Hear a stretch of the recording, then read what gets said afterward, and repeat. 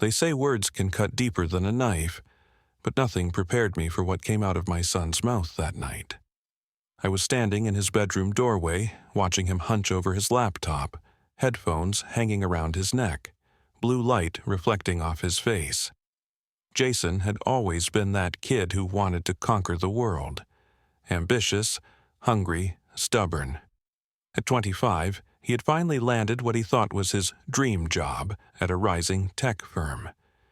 He talked about it at dinner nonstop, throwing around terms I barely understood, convincing himself, and anyone who'd listen, that he was destined to change the industry. I leaned against the doorframe and tried to break the silence between us. "You know," I said, "when I was about your age, I thought I had all the answers too. But the truth is, you learn the most when you stop pretending you know it all and start listening." Jason didn't even glance up. His fingers kept clacking against the keyboard. "Dad, don't start, okay?" You wouldn't understand. That stung. I had built companies from the ground up. I had gone to war in boardrooms, taken risks that nearly bankrupted me, and clawed my way into success. If anyone could understand the struggles of building something meaningful, it was me. But Jason didn't see that. To him, I was outdated, a relic from a generation that didn't matter anymore. I took a step closer. "Jason, I'm not trying to lecture you. I just don't want you to make the same mistakes I made." And that's when he turned. His eyes, so much like mine, burned with something I hadn't seen before. Not respect, not curiosity, but defiance. He pushed his chair back, stood up, and faced me head-on. "Dad," he said, his voice low but sharp, "stop trying to be relevant. It's our time now, not yours. You had your chance. Let it go." The room felt like it tilted. For a second, I couldn't breathe. Those words hit harder than any failure I'd ever faced in business. My own son, the boy I had raised, coached through baseball games, taught how to ride a bike, was now telling me I was irrelevant, disposable, done. I wanted to argue. I wanted to tell him he was wrong, that relevance doesn't have an expiration date, that experience doesn't vanish the moment you pass it down. But when I opened my mouth, nothing came out. Instead, I nodded, slowly. My throat tightened as if holding back words that would never be said. And then, without another glance, I turned and left the room. Walking down the hallway felt like walking out of my own life. Every picture on the wall, the family vacations, the birthdays, Jason's high school graduation, stared back at me like frozen reminders of a time when he looked up to me, when he thought I was invincible. Now, in his eyes, I was just a man past his prime. I went to bed that night replaying his words over and over. "Stop trying to be relevant, Dad." It wasn't just rejection, it was erasure. A declaration that my story was over, and his had begun. But here's what Jason didn't know. The fire doesn't die when you get older. It burns differently, sure, less reckless, more controlled, but it's still there, waiting for a reason to ignite. And that night, my son unknowingly handed me the match. Fast forward 30 days, and I walked into the very building where he worked, not as his father, but as the man who now owned the place. The whispers spread like wildfire as I stepped through the glass doors in a tailored suit Jason hadn't seen me wear in years. I wasn't just visiting, I was taking over. And within the hour, I stood across from Amanda Keller, his boss, the woman who had made his life hell for months, and I did the unthinkable. I fired her, right there, in front of him. Jason's jaw dropped. His world flipped upside down. But before I tell you what happened next, before I explain why I made that decision and how it changed everything between us, you need to understand how we got there. You need to hear the whole story, from the pain that drove me to act, to the moment that changed my son's life forever. Because this isn't just a story about business or power. It's about family, about pride, about what it means to still matter when the world tells you that you don't. And it all began with those 6 words. Stop trying to be relevant, Dad. I wasn't always the man who questioned his own place in the world. For most of my life, I knew exactly who I was. My name is Michael Trent, and I spent 3 decades building businesses from scratch. I'd been called a risk taker, a strategist, even a shark. People used to hang on my every word in boardrooms. I had the kind of presence that made younger men take notes and older men nod in agreement. But life has a way of humbling you. When I turned 50, I decided to step back. Not because I failed, but because I thought I had earned peace. My wife had passed away years earlier, and the long hours that once kept me sharp now felt empty. My son, Jason, was grown, trying to make his mark.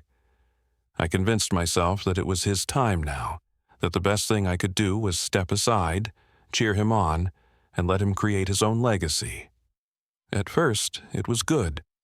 I started cooking dinners, tending the garden, even rediscovering hobbies I'd abandoned decades ago. But slowly, I began to feel invisible. The phone stopped ringing as much. Friends in the industry moved on, replacing my name with newer ones. And every time I tried to talk business, Jason would roll his eyes, like I was bringing up war stories nobody wanted to hear. Sunday dinners used to be our thing.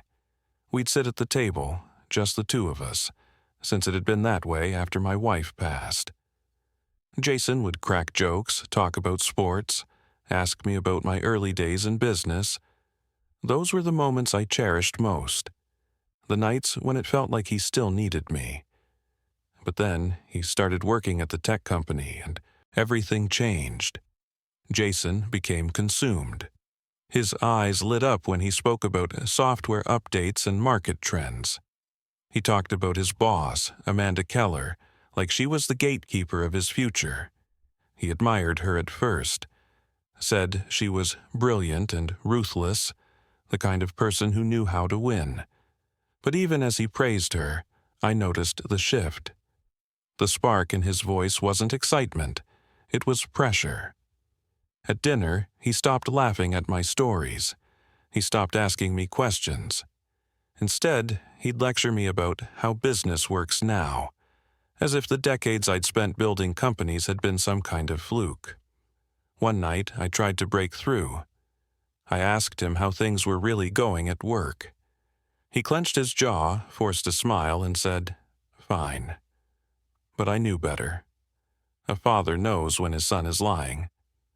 I pressed him gently. "Jason, you can tell me if she's too hard on you.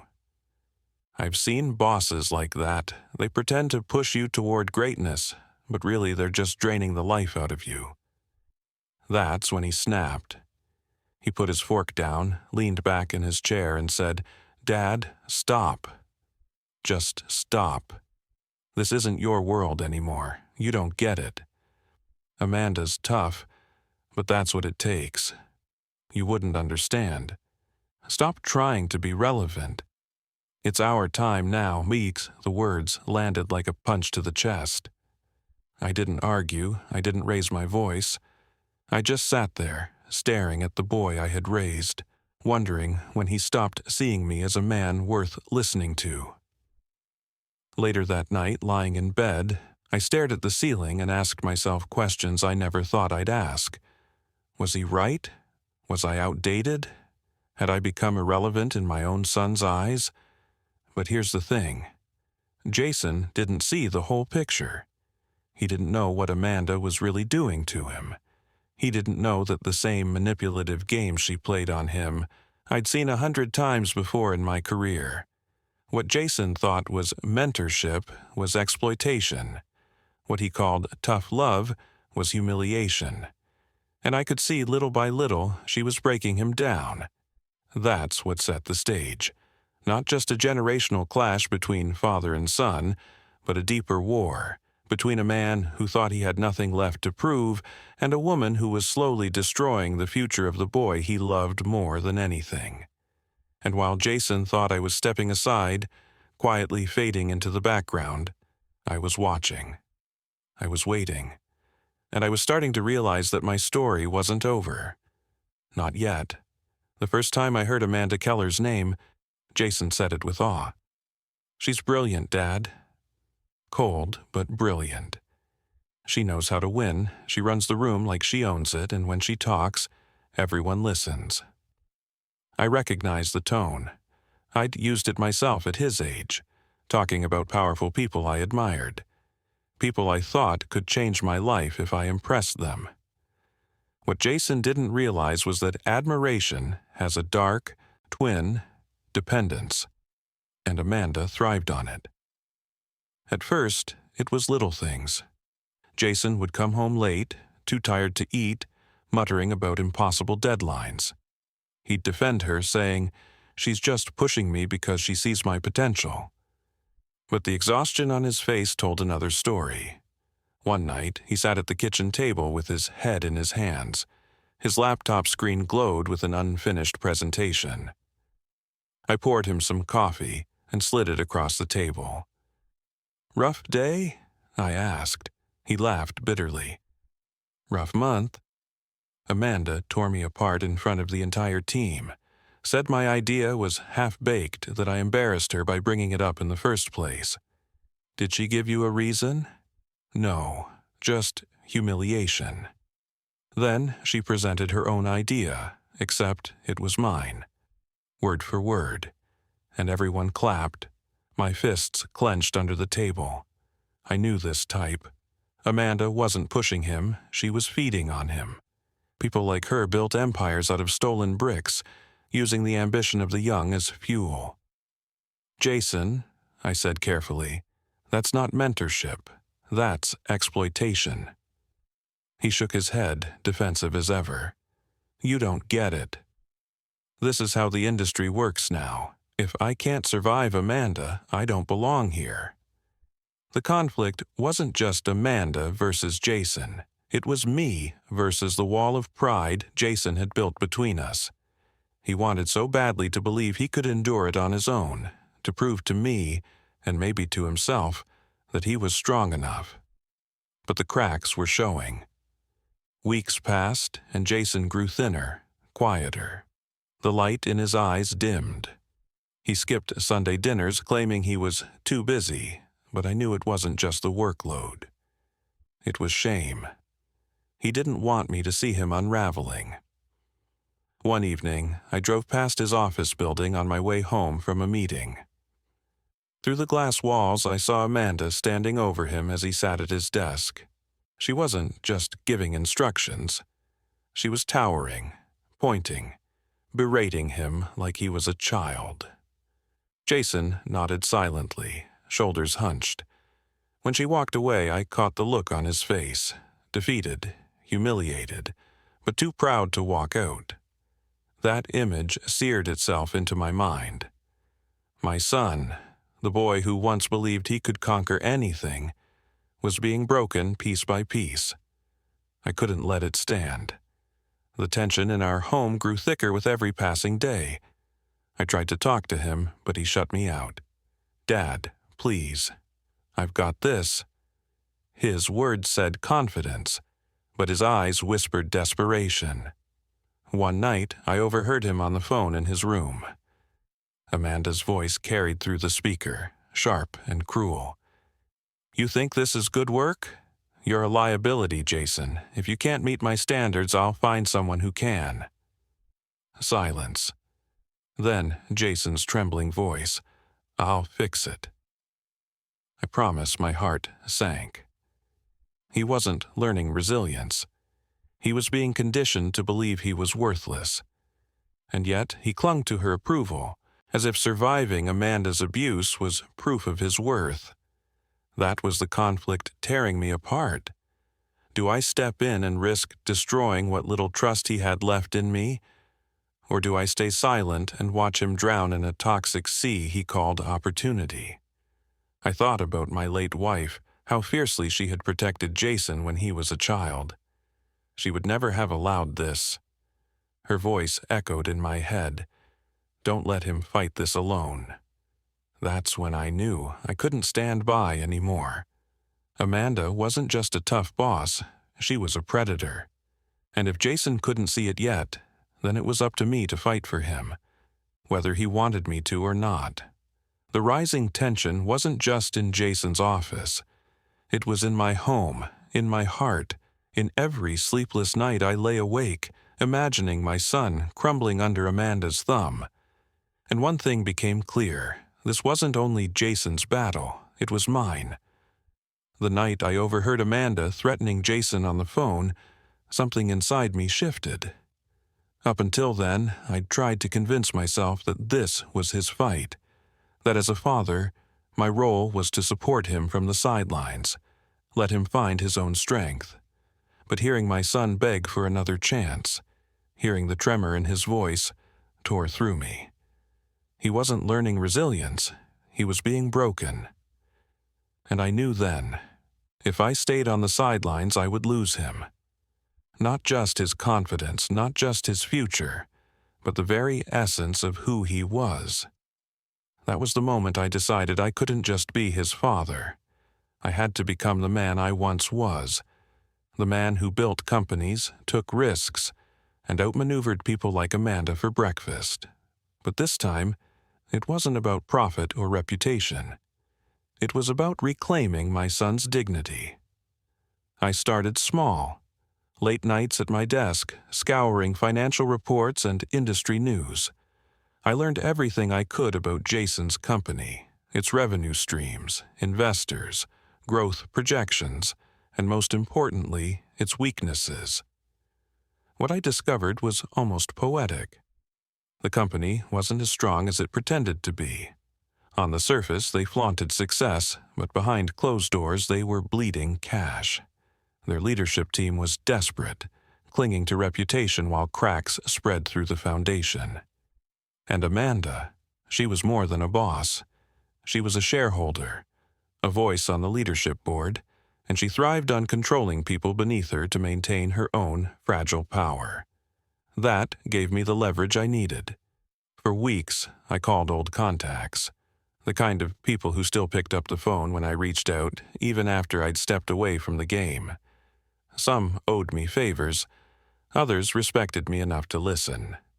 Slowly, quietly, I put together a coalition of investors. I kept my name off the paperwork at first, hiding in the shadows. No one knew it was me orchestrating the move, but every step brought me closer to the moment of truth. An acquisition offer. Clean, aggressive. Impossible for the company's weary board to refuse. The risk was enormous. I was gambling millions, my credibility, and the fragile threads of trust with my son. If this went wrong, Jason would never forgive me. He might see it as interference, an insult to his independence. But if it worked, I could take Amanda off the board, protect my son, and show him what true strength looked like. I remember sitting in my office one evening, the glow of my computer screen reflecting off framed photographs of my family.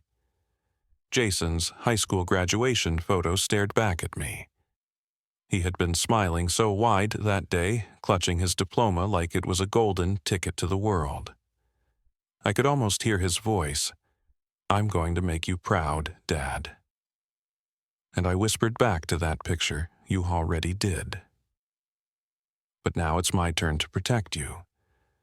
I sharpened every detail of the plan. Lawyers reviewed contracts. Investors finalized commitments. I timed the offer strategically, right before the company's quarterly report, when they'd be weakest, most desperate.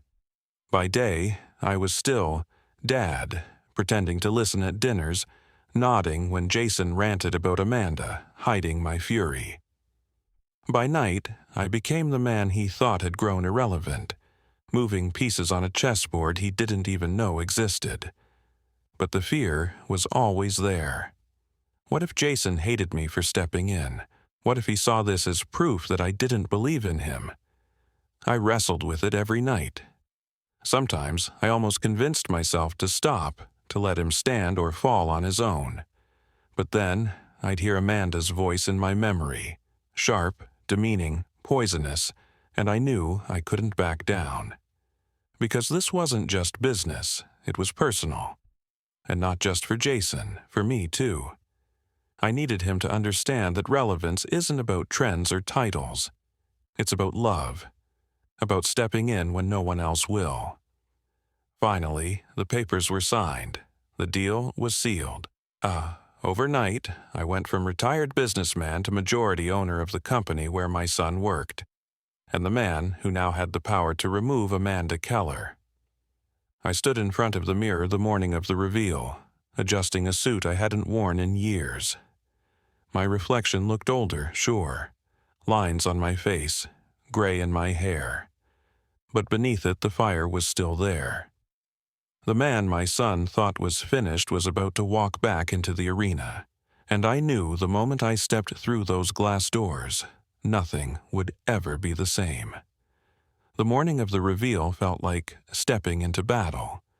I walked up to the glass building where Jason worked, its mirrored panels reflecting the sky like a monument to ambition. Inside, young employees rushed around with coffee cups and laptops, barely glancing at me. None of them knew I now held their futures in my hand. I wore a tailored navy suit, one I hadn't touched in years. My shoes clicked against the marble floor as I crossed the lobby. The receptionist looked up, startled at first, then quickly composed herself when she recognized the name on her screen. "Good morning, Mr. Trent," she said nervously. "They're expecting you upstairs." Expecting me. That phrase hit me like fuel to the fire. Amanda had no idea it was me behind the acquisition. She thought some faceless investor had pulled the strings. But I wasn't just an investor. I was a father. And this was personal. The boardroom was all glass walls and steel edges, designed to intimidate. Jason sat at the long table, pale and tired, his laptop open in front of him. He looked up and froze. "Dad?" he whispered, his voice barely audible. Amanda turned sharply in her chair, her perfectly styled hair catching the light. She smirked when she saw me. "Mr. Trent, what a surprise. Here to visit your son?" I didn't answer right away. Instead, I walked to the head of the table, placed my leather briefcase down, and said calmly, "No, I'm here as the new majority owner of this company."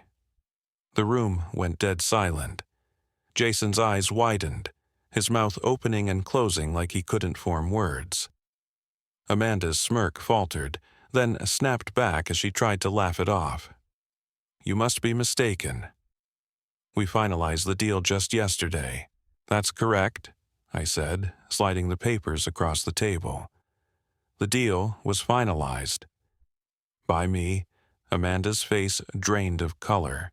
She skimmed the documents, her fingers trembling as the truth sank in. The board members shifted uncomfortably, murmuring among themselves. Finally, she snapped, her voice sharp and defensive.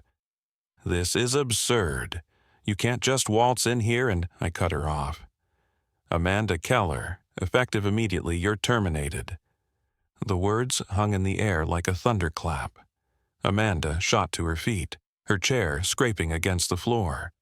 "You can't fire me. I built this department. I carried this team."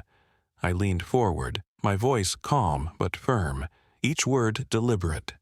"No, you carried yourself on the backs of people you exploited. You humiliated, manipulated, and broke down employees, my son included, for your own gain."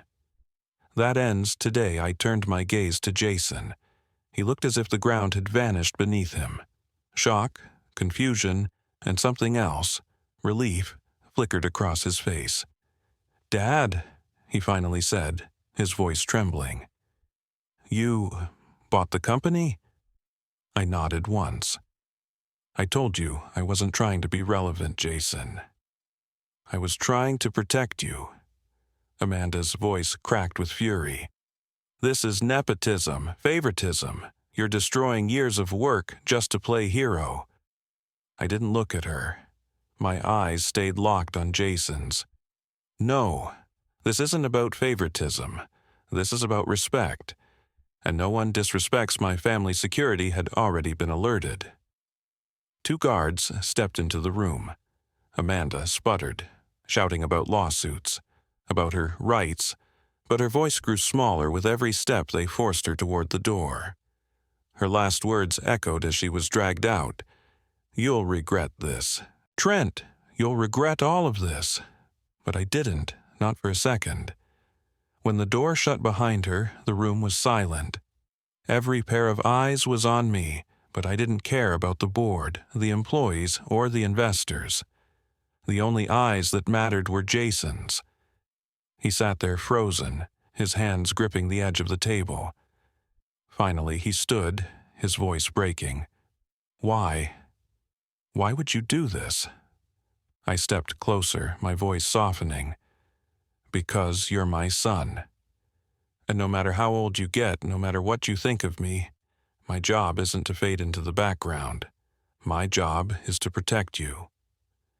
For a long moment, Jason said nothing.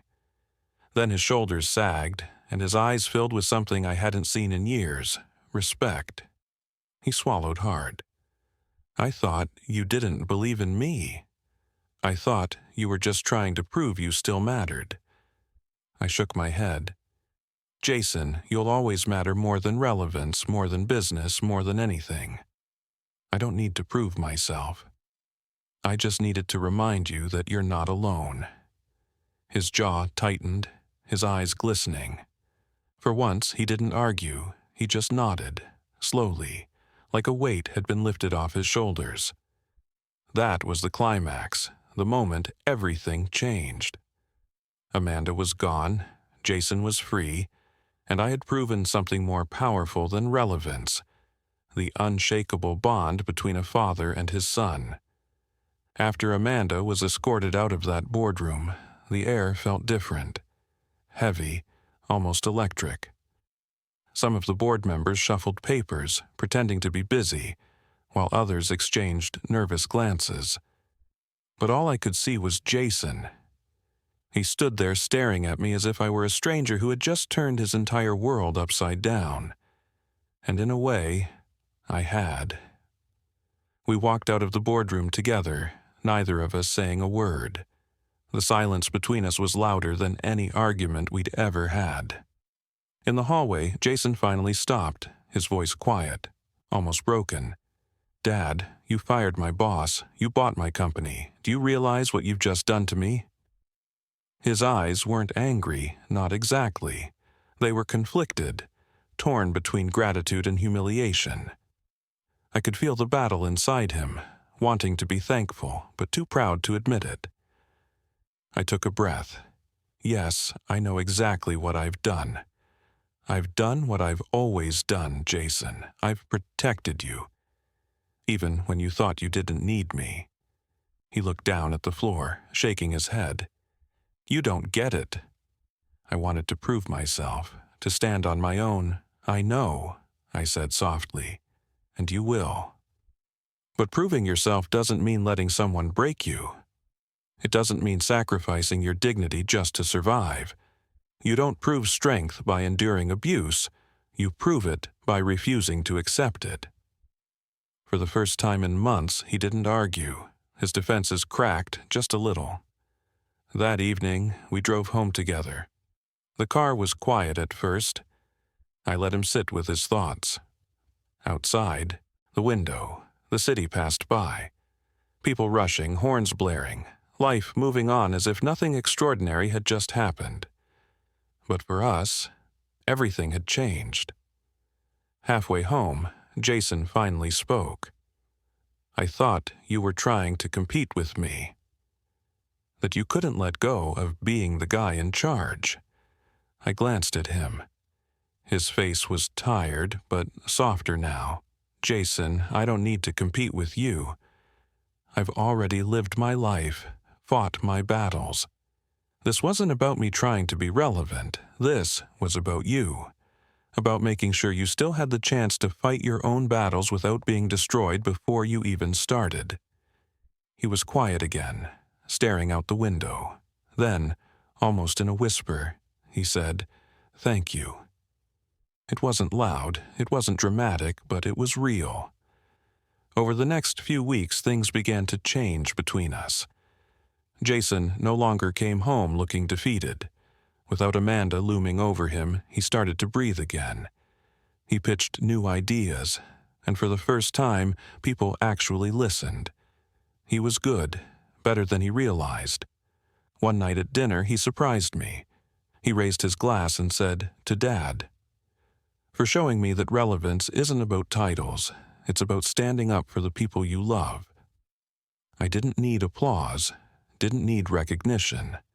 That simple toast was enough. Looking back now, I realize this story was never just about Amanda, or even the company. It was about a lesson we both needed to learn. Jason needed to learn that strength doesn't come from enduring cruelty. It comes from knowing your worth and refusing to let anyone diminish it. And I needed to learn that being a father doesn't end when your child grows up. It doesn't expire at 18 or when they move out. It lasts as long as you breathe. Sometimes being a parent means stepping back and letting them fall, but sometimes it means stepping in and catching them before they hit the ground. If you're a parent watching this, maybe you've felt that same sting I did, the fear of becoming irrelevant in your child's life. Maybe you've heard those same words, "It's my time now." And maybe you've wondered if you should step aside completely. But let me tell you this, relevance isn't about being the center of attention. It's about love. It's about showing up when it matters most, even if your child doesn't realize they need you. And if you're a son or daughter, maybe this will make you think twice before dismissing the people who came before you. They might be older, sure. Their world might look different than yours, but their wisdom and their love might just save you when you least expect it.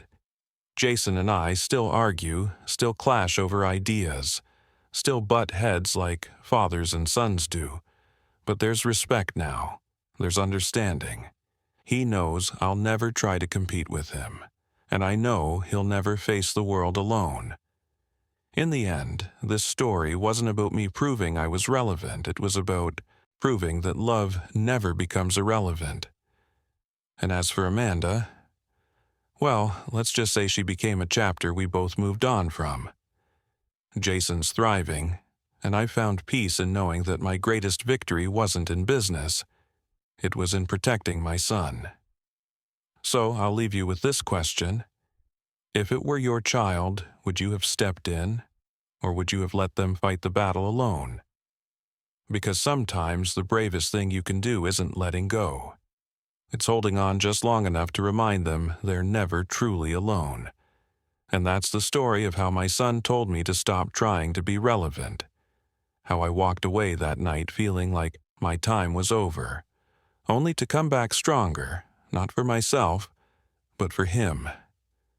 Because in the end, being a parent isn't about relevance. It's about love, sacrifice, and standing up when it matters most.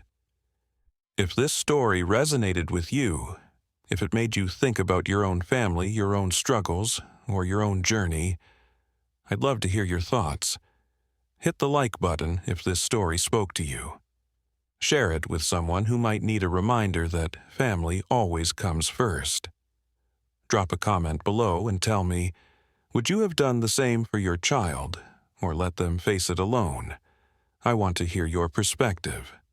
And of course, don't forget to subscribe to the channel so you don't miss the next story. This is Michael Trent, and thank you for being part of this journey with me. Until next time, take care of yourselves, and take care of the people you love.